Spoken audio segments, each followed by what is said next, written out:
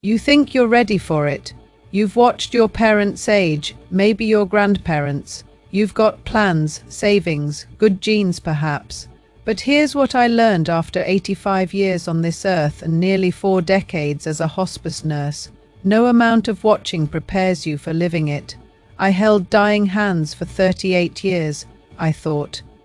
I knew everything about the end of life. Then I became the patient instead of the nurse, and I realized I knew nothing at all. So let me tell you what's really coming. Not the sanitized version you get from wellness blogs or retirement planners. The truth. I was 5'6" on my wedding day. I stood straight and proud next to Tommy, our heights perfectly matched. Today I barely reach 5'4".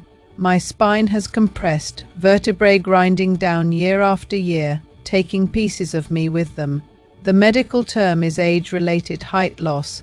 The reality is watching yourself disappear, inch by inch. Women lose more than men, an average of 3 inches by 80. 3 inches of presence, of physical space in the world, simply gone.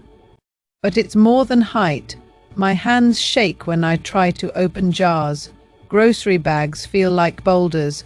I used to reposition patients in their beds, work 12-hour shifts without sitting down. Now I need to rest after checking the mail. The cruelty is in the slowness of it. Your body doesn't fail you dramatically. It just quietly, persistently becomes less capable until one day you realize you can't do something you've done 1,000 times before.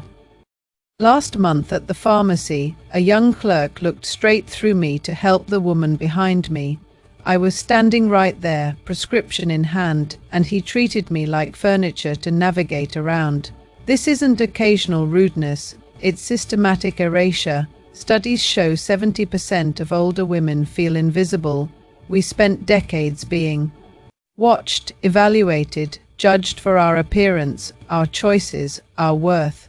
Then one day the gaze simply moves past us. We become part of the scenery. You walk down sidewalks and people don't register your presence. You speak up in conversations and no one seems to hear. The world that once demanded so much of your attention stops paying you any at all. Tommy died 7 years ago. Patricia, my nursing school roommate and 60-year friend, went in 2021. My brother in 2018. Helen, my Tuesday morning coffee companion, in 2023. I'm running out of people who remember who I used to be, who can say remember when we, and actually finish the sentence. I'm becoming the sole curator of my own history, and when I go, those memories go with me. Over 40% of women over 65 are widows, nearly half of us navigating this loss, yet each of us feels completely isolated in our grief. I was Tommy's wife for 56 years, his caretaker through 6 years of Parkinson's, watching him slip away piece by piece. I bathed him, fed him, held him when he looked at me like a stranger. I thought his death would be the worst part. I was wrong. The worst part is every night since reaching across an empty bed, cooking meals for one, having no one to tell about my day. I fell in 2022, just reaching for a glass in my own kitchen, lost my balance, hit the tile hard enough to break my wrist. Now I'm afraid of my own floor. Research shows up to 70% of older adults who've fallen develop a persistent fear of falling again, and here's the trap. The fear makes you more likely to fall.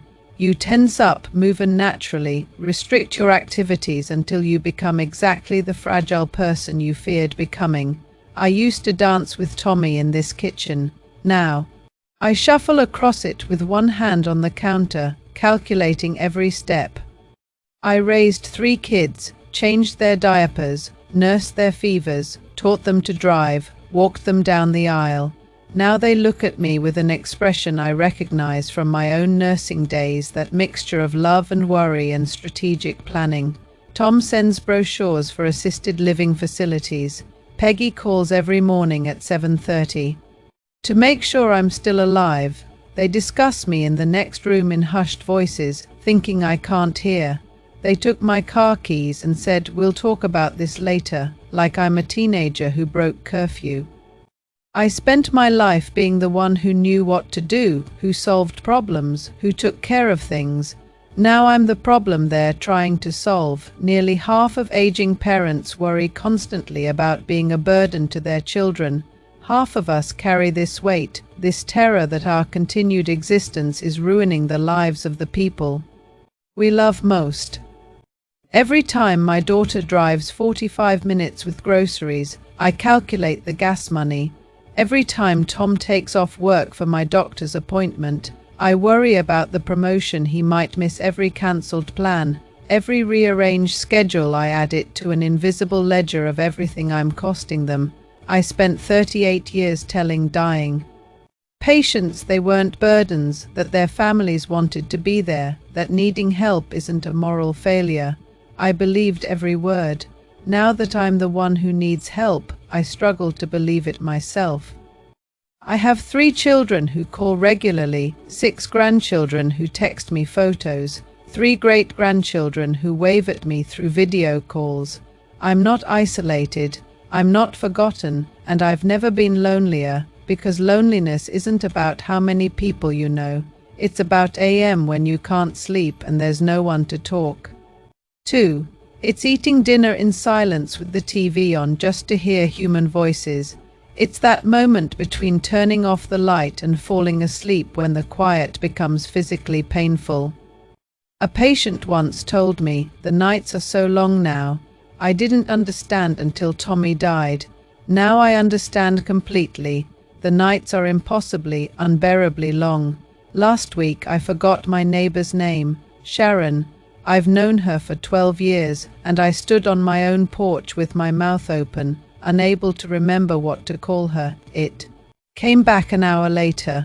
But for that hour I was convinced this was it, the beginning of the end. I watched claim 2 of my closest friends. I watched dementia take them piece by piece until they didn't recognize their own children.